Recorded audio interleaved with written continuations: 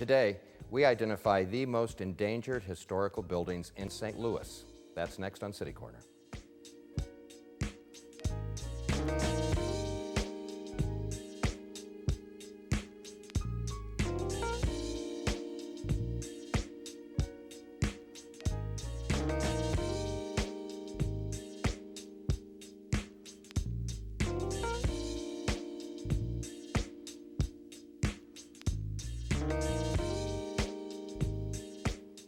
I'm Steve Potter, and welcome to City Corner. Today we're talking about historical buildings that really are in danger in St. Louis. Andrew Weil is the Executive Director of Landmarks Association of St. Louis, and we welcome him to the program. Hi, Steve. Thanks for having me. Hi. Landmarks is an organization that some people might be surprised has been around a long, long time, since, I guess, the mid-1950s? Yeah, the late 1950s. We were founded 1958, incorporated in 1959, at a period, when St. Louis was on the cusp of major second half of the 20th century decline in population and subsequent loss of a lot of buildings.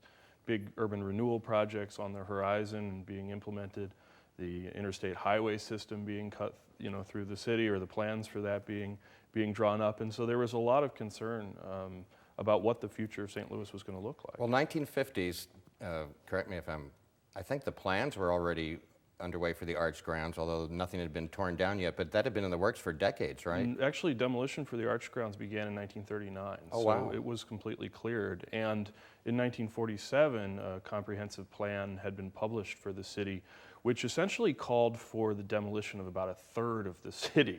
That plan was variably implemented, but if it had been implemented, and people were worried that it would be, we would not recognize St. Louis today.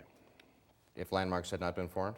Well, I mean, that was the context in which Landmarks was formed, and people saying, we would like to be involved in this planning process and start, injecting some information about the value of a lot of these neighborhoods and our great historic architecture, and the idea that if we get rid of all this stuff, we may regret it someday. So, have you seen that happen more in other cities, more than it has here? I mean, of course, every city's going to lose some buildings just for whatever reason, through the years. Have we done a better job than other cities or not? I would probably say no. A lot of, in particularly Rust Belt cities that went through a period of deindustrialization after World War II, and that were not constrained by geography in terms of how they grew, lost a lot of population and suffered the same kind of sprawl that we did as well. But in terms of the way massive top-down urban renewal plans were implemented, St. Louis was very progressive at the time in the scale, progressive and aggressive in terms of the scale at which they attempted to completely remake the city. And I think looking back through the lens of time, we can say that in most cases those efforts were a failure. So do you make this list of most endangered buildings? Is that something you do annually, or is this an ongoing thing? Yeah, annually. We sort of took our cue from an organization called the National Trust for Historic Preservation, which is obviously a nationwide organization that publishes a list of endangered buildings across the country. So we do that on a local scale, and that's where the 11 comes from. That's the National Trust picked that number, and we followed suit. So what happens? So you identify these buildings, so you put them on a list. What really happens, though? Why does that make a difference? Well, the idea is just to call attention and let people know which buildings are really in trouble and are also very significant, just in an attempt to attract potential developers, just raise awareness, essentially. And the cool thing is that we also have something called the Most Enhanced Awards every year. Which just came out, by the way. Which just came out, and that's awards we give for excellence in historic rehabilitation. And nearly every year we have a building that was once on a Most Endangered list move to a Most Enhanced award. We didn't have any this year, but the year before we had, and generally speaking, we have one of those properties make that transition. Well, it seems like now people are really aware of saving older buildings for all the reasons that you listed. So, but how big of a problem still is it? I mean, are there buildings torn down that even now makes you wince? Yeah, absolutely. There certainly are, and we've got one on the list this year. It's really kind of, it depends, it's really about geography in St. Louis. There are lots of areas that are doing really, really well, and the economics of historic rehab and neighborhood revitalization work. The market is working. People are interested in living in these areas. But then we have, because of the fact that we lost more than 500,000 people over the course of the 20th century, we have areas that simply don't have people. The buildings don't have people for them. And so there's no market or very limited market. And buildings, once you start getting water into, especially our historic masonry buildings, they don't last long. When you say geography is important, does that mean that maybe if there was a building in neglect on the edge of the Central West End, it might get attention when the building up around Fairground Park might not? Yeah, exactly so, unfortunately. And we see the areas where more people want to live and that are attracting a lot of investment. Those areas are growing. But I mean, once again, we were such a larger city historically that we just have too much space and too much infrastructure for the number of people that want to use it. Well, let's talk about some of these buildings in particular, and we have some images we're going to share with our viewers at home. The 11 most endangered buildings in St. Louis, designated as such by Landmarks Association. And here's our first one. Yeah, that was St. Bridget of Erin up on North Jefferson, just north of MLK. Really regarded as the mother church of Irish Catholics in St. Louis. This just came down a couple of months ago. Yep. It was built in 1859 and was in very good shape, at least as far as we could tell from the exterior. But it's in one of the few wards that does not have what's called preservation review, which is a procedural protection when people come up with a plan to get rid of something, and it's an important building, frankly. In most other areas of the city, there's some procedural review, and that demo has to be justified. In this case, the decision was just made, and off it went. I was on my way to Grand Center one day, one afternoon, on my way to work, St. Louis Public Radio, and I happened to drive by when they had taken the top off the building, whatever you call the turret. That's probably the wrong word for it, on the top of the steeple? church. The steeple, thank you. Sure. And then they set it down on the ground, and I actually turned around and drove back and took a couple pictures of it. Yeah.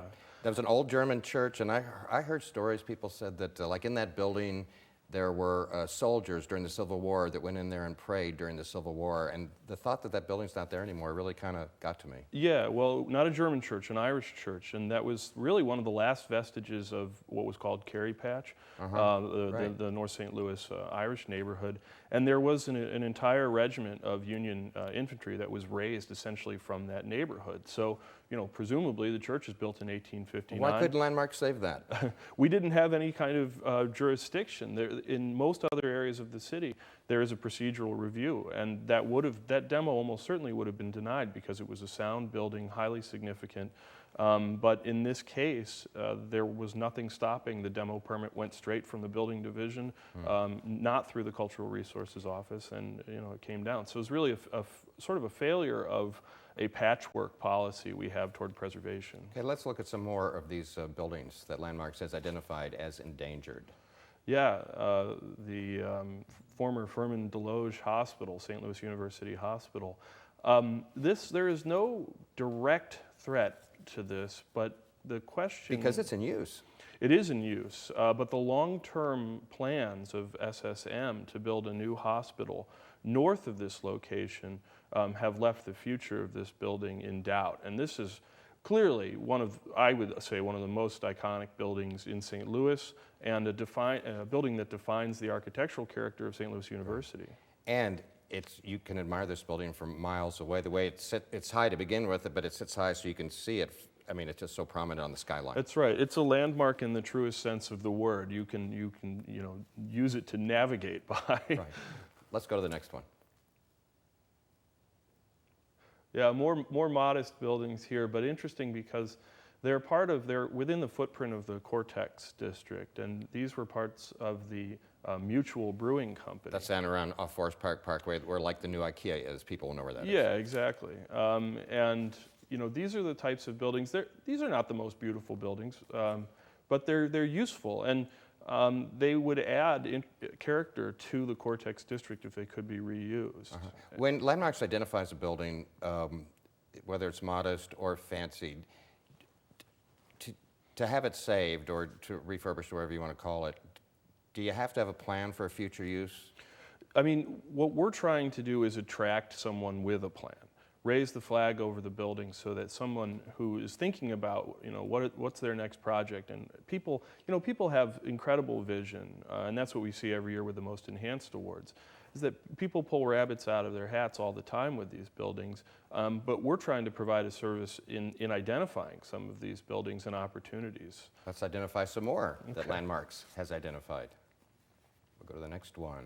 There you go. Yeah, this is the former Buster Brown Blue Ribbon Shoe Factory up at Jefferson and Cass. This building is Not far from the church we just looked at. Not far from the church, yeah.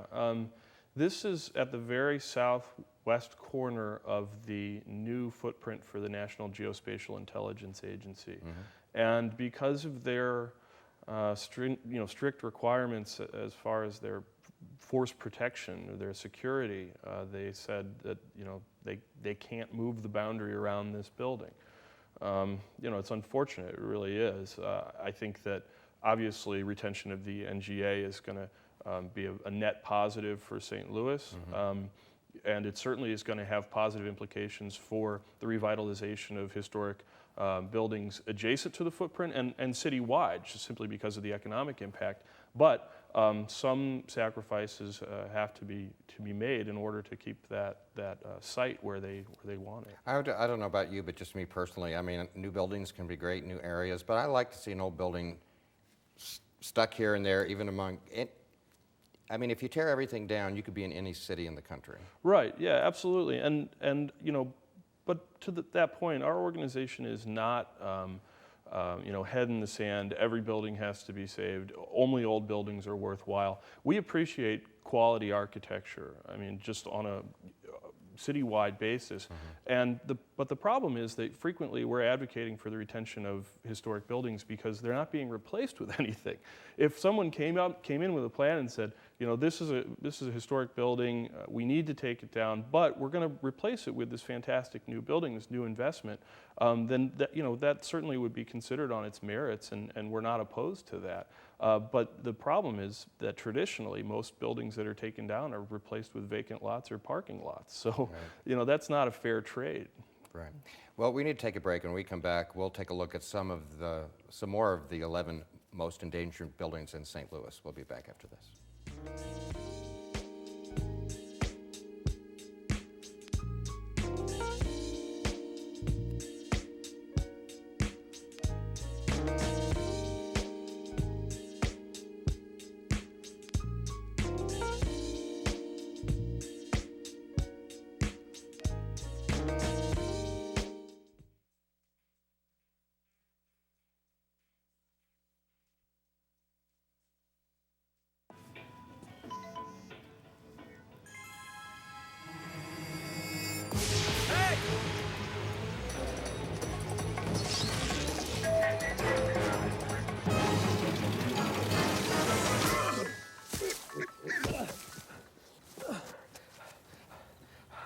So, same time next week?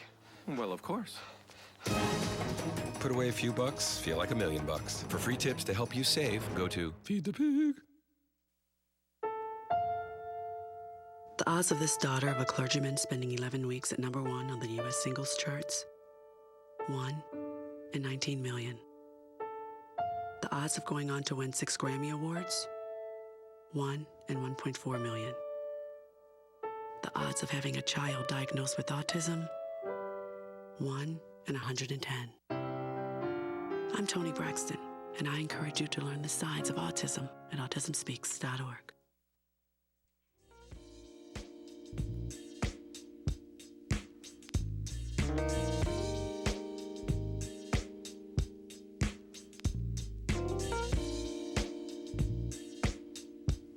I'm Steve Potter. Welcome back to City Corner. Our guest today is Andrew Weil. He's the Executive Director of Landmarks Association of St. Louis. And we've been talking about buildings that the Landmarks has identified as the most endangered historic buildings in St. Louis. And what else does Landmarks do that you'd like us to know about? Well, we kind of have 3 pillars of operations. We are an advocacy organization, so we advocate for policies that help with neighborhood revitalization and historic rehab, particularly in St. Louis City. Policies like the preservation ordinances and the historic rehabilitation tax credit, things like that. We also have educational programs, free educational programs that are supported by the St. Louis Regional Arts Commission to provide an introduction to architecture in St. Louis and historic architecture in particular. So any school groups out there that are interested in taking advantage of that, please let us know. And then promotion. Being a city booster, being a booster for the wonderful buildings that we have and the wonderful neighborhoods and the opportunities that they represent. We're going to look at some more endangered buildings in just a second. Before we do that, though, we've got a picture of a building on Magnolia that it was involved in some sort of loan fund that Landmarks does? Yeah, we last year we raised money to create a revolving loan program to help support rehabilitations. This building, by this time next year, will be completely rehabbed and put back into service as part of a much larger development being, well, I won't get into the details of that. But anyway, this is our first loan. This is our inaugural zero-interest loan to help support historic rehabilitation projects. Zero interest? Zero interest. We're a nonprofit. We want to put these buildings back together, not make money on the process. Do you find that a lot of people are enthusiastic in St. Louis about doing that? Very, very enthusiastic, and I think it's only increasing. I think we're reaching critical capacity, tipping points in a lot of areas. Even though we've got areas that don't have a lot of population and that are really struggling, we have a real nucleus of thriving and increasingly thriving nucleus where progress is just being made on a day-to-day basis. Mm-hmm. Let's look at another endangered building in St. Louis that Landmarks wants to preserve. Yeah, this is St. Augustine's Church. This is kind of emblematic of a much larger problem, and that is we had so many people, we had so many institutions at one point, and they built these grand buildings, these grand churches, real cultural achievements, and they just don't have congregations anymore. Right. So, this is a perfect example of that. An absolutely stunning building in North St. Louis, sort of at the edge of Hyde Park, St. Louis, Hyde Park area, and it's it's just falling to ruin. Let me ask you something. I'm curious if it's just something you hear just because you're in St. Louis. People will always talk about how significant our architecture is here. There are a lot of cities that are as old as we are. So I want to ask you, does the architecture in St. Louis really stand out? I think it does, and I think the reason for that is the size and prominence of the city and its power and the amount of wealth that was concentrated here, particularly in the 19th and early 20th centuries. It was really a top-tier city. But more so, we had the building materials. St. Louis was the largest brick-producing city in the entire world by 1890, and as such, we had a very, very durable material right at our fingertips. It was very cheap to work with, much cheaper to work with than in any other city. And so we used it to our great advantage. And people could afford to make a higher quality, more interesting, more embellished building just because of the cheapness of the materials. And St. Louis at one time was, third largest city in the United States, or fourth? If you go back far enough, you start getting in, you crack that top 5 for sure. Yeah, that's amazing. Let's look at some more buildings that Landmarks has identified. Yeah, this is what's left of the James Clemens Jr. house. Isn't that crazy? And chapel off of Cass Avenue. I mean, with the Mark Twain connection, and it looks like that. Yeah, and this is one of the very few surviving, and that's almost sort of in air quotes, surviving antebellum mansions. And of course, there is the connection to the family of Mark Twain. This is a building that we really hoped would be rehabbed as a component of the grand North Side regeneration project. And unfortunately, it's really languished under control of North Side. Well, can you tell me what's going to happen? I can't. I don't know. I'm hopeful, very cautiously hopeful that the arrival of the NGA as an anchor tenant in North St. Louis is going to catalyze the rehab of some of these important buildings that are under the ownership of that larger corporation. But every year there's less and less to save there, and it's really a distressing situation. Let's go to the next one. This is interesting. This was the former Henry Wolfner Library for the Blind.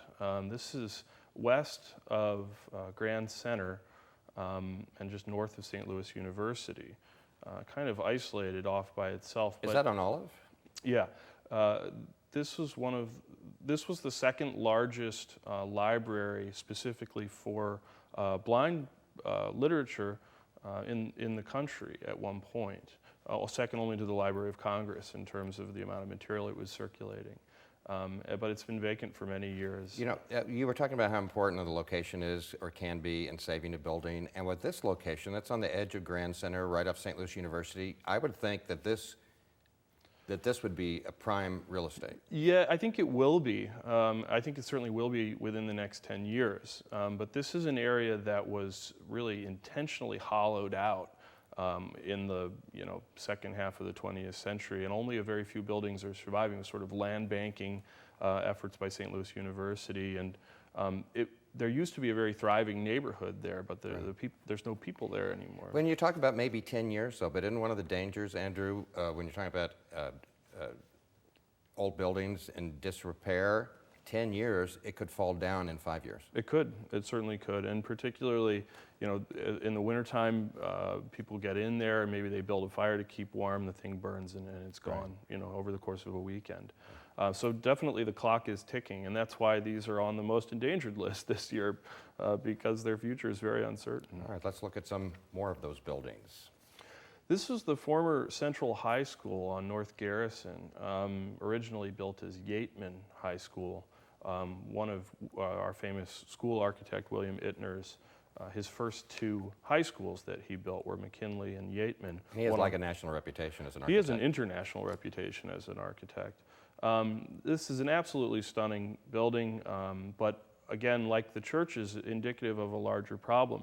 Just like we lost all this population and so we lost all the congregations of these grand churches, the St. Louis City school population was once approaching 100,000 students. Now it's less than 20,000. So we have a lot of vacant schools, excess capacity schools.